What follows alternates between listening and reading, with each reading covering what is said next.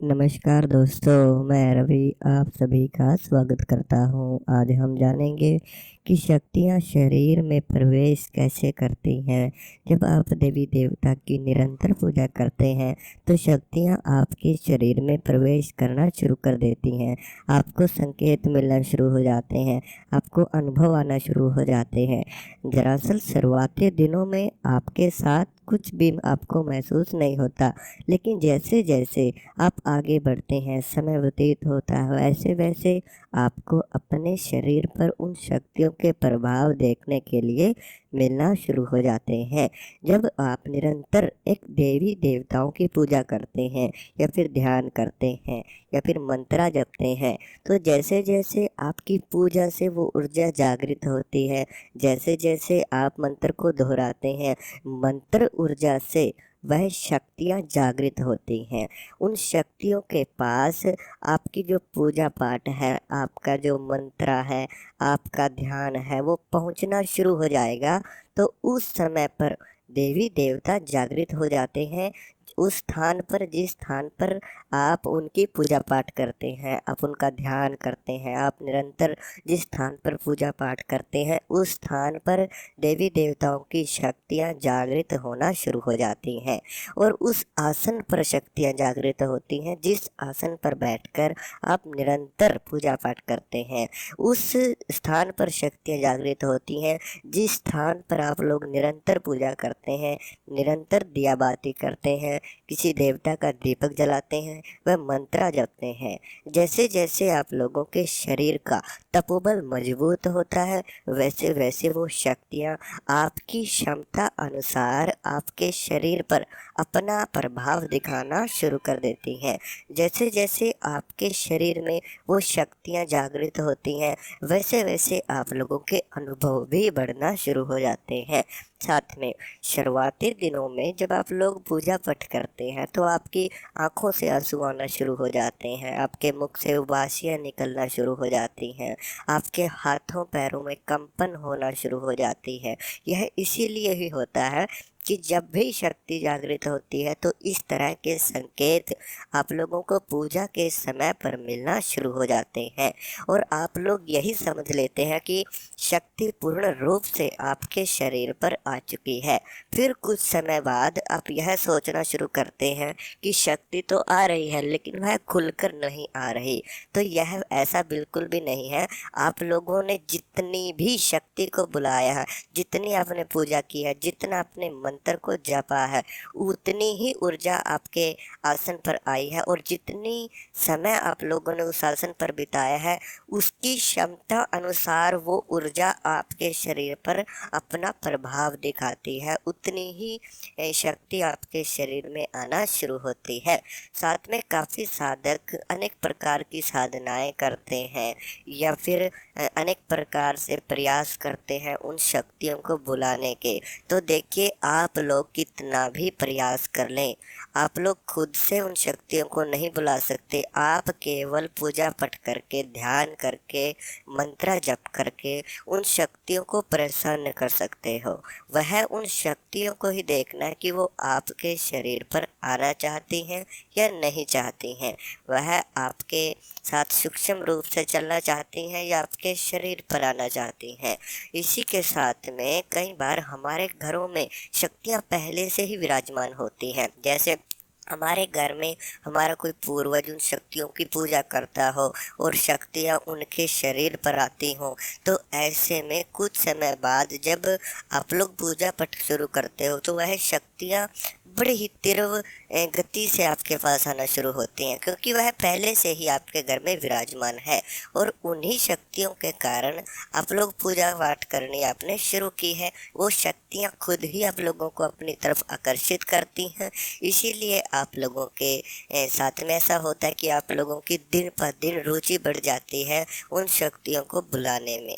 साथ में आप लोग अपना तपोबल कैसे मजबूत कर सकते हो, क्योंकि आपके शारीरिक क्षमता जितनी होती है उतनी ही शक्ति आपके शरीर पर आती है। ऐसा बिल्कुल भी नहीं है कि आपको उबासी आ रही है, आपकी आंखों से आंसू आ रहे हैं तो पूर्ण शक्ति आपके पास आ चुकी है। जी नहीं, आप लोगों को निरंतर पूजा करनी होगी, आपको अपना तपोबल और भी मजबूत करना होगा। साथ में आप अपना तपोबल मंत्र जप से बढ़ा सकते हैं। साथ में आप लोग आसन पर ज़्यादा से ज़्यादा समय लगाएं, ज़्यादा से ज़्यादा समय आप आसन पर बैठकर पूजा पाठ करें। साथ में आप लोग उन देवताओं का ध्यान करें, वह साथ में जो भी मंत्र आप लोग जपते हैं उनके नाम से हवन दें। साथ में हवन देने के बाद उन देवताओं का भोग भी समय समय पर देते रहें, ताकि शक्तियाँ जब भी जागृत हों तो वह आपके शरीर पर, आपके घर में बाहर आना शुरू कर दें। तो आप लोगों को निरंतर उन शक्तियों की पूजा पाठ करनी होगी। साथ में काफ़ी साधक ऐसे हैं जो केवल एक बार ही साधना को करते हैं, किसी देवता को बुलाने का प्रयास करते हैं और जब वह शक्ति नहीं आती तो वह नाराज हो जाते हैं या फिर उनका विश्वास कमज़ोर हो जाता है। तो आप लोगों को बिल्कुल भी ऐसा नहीं करना है। अगर आपके पास किसी साधना से एक बार शक्ति नहीं आई है तो आप लोगों को उस साधना को बार बार दोहराना पड़ेगा। जब तक वह साधना, वह मंत्र आपके रोम रोम में नहीं बस जाता, तब तक आप लोगों को उन शक्तियों के पूर्ण आभास देखने के लिए नहीं मिलेंगे। वह साथ में शक्तियाँ आपके साथ सूक्ष्म रूप से भी चलती हैं, वह आपकी हर तरह से मदद करती हैं, लेकिन जब वह मदद भी करती हैं आपके साथ सूक्ष्म रूप से हैं भी, और फिर भी आप जब बार बार इस बात को दोहराते हो कि आप मेरे पास नहीं हो, आपकी मैंने पूजा पाठ की है, आपका मंत्र जपा है, लेकिन आप मेरा साथ नहीं दे रहे हो, मैं आपको बुलाने का प्रयास कर रहा हूँ, आप नहीं आ रहे हो। जब आप लोग बार बार इस बात को दोहराते हैं तो विश्वास, यह बात आती है कि आप लोगों को विश्वास करना होगा उन देवताओं पर। जब आप अटूट विश्वास के साथ उनकी पूजा पाठ करते हैं तो आपको यह भी विश्वास होना चाहिए कि जिन भी देवता को आप लोग बुलाते हैं वह आप लोगों के साथ हैं, क्योंकि जो भी आपके जीवन में परेशानियां आती हैं वो दिन पर दिन उन परेशानियों को ख़त्म करना शुरू कर देते हैं। काफ़ी सारे साधक ऐसे भी हैं कि जिनकी शक्तियाँ रुक जाती हैं, वह किसी न कारण के साथ, जैसे आपके घर में कोई देवता नाराज है उनके कारण भी आपकी शक्तियाँ रुक जाती हैं। आपके कुल देवता, इष्ट देवता, पितृ देवता, वह अन्य देवी देवता अगर नाराज हैं तो किसी न किसी कारण से आपकी शक्तियों में रुकावट आना शुरू हो जाती है। वह साथ में आप लोगों के घर में कई बार लड़ाई झगड़ों का माहौल बन जाता है, पूजा पाठ में आपका ध्यान नहीं लग पाता है। तो यह बुरी शक्तियों के संकेत हैं कि जो शक्तियाँ आ रही हैं लेकिन खुलकर नहीं आ रही हैं। काफ़ी समय से आप लोगों के साथ में ऐसा होता है, तो कोई ना कोई नेगेटिव शक्ति ज़रूर है जो आपकी पूजा पाठ को समाप्त कर रही है।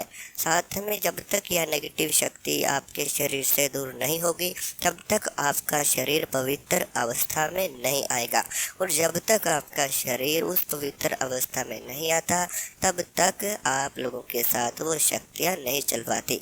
कई बार वो शक्तियाँ हमारे साधना के दौरान कुछ नियम हैं, जो नियम टूट जाते हैं तो उसके कारण भी देवता नाराज़ हो जाते हैं। तो या तो हमारे जीवन में कोई गलती हमसे हो जाती है, या फिर हमारे साथ जो भी देवी देवता हैं आप उनकी पूर्ण पूजा नहीं दे पा रहे हैं, या फिर आप उनका सही भोग नहीं दे रहे हैं, या फिर आप लोग के घर में कोई बुरी शक्ति का वास है जिसके कारण से वो शक्ति पूर्ण रूप से आगे नहीं आ रही है। तो अगर आपके साथ कुछ ऐसा है या फिर आपके घर में कोई परेशानी है, आपके साथ कोई समस्या है, तो आप हमसे बात कर सकते हैं। आप अपनी समस्या व्हाट्सएप नंबर पर जाकर बता सकते हैं। ये व्हाट्सएप नंबर आपको स्क्रीन के ऊपर दिया हुआ है। साथ में आपकी जो समस्या है उसका समाधान भी आप लोगों को तुरंत बता दिया जाएगा। तो साथ में अगर आप साधकों के अनुभव देखना चाहते हैं तो इस चैनल की कम्युनिटी जाकर चेक कर सकते हैं, तो साधकों के अनुभव भी देख सकते हैं। अगर आपको वीडियो अच्छी लगी हो तो चैनल को सब्सक्राइब जरूर करें। हम मिलते हैं कल आपको एक नई वीडियो के साथ।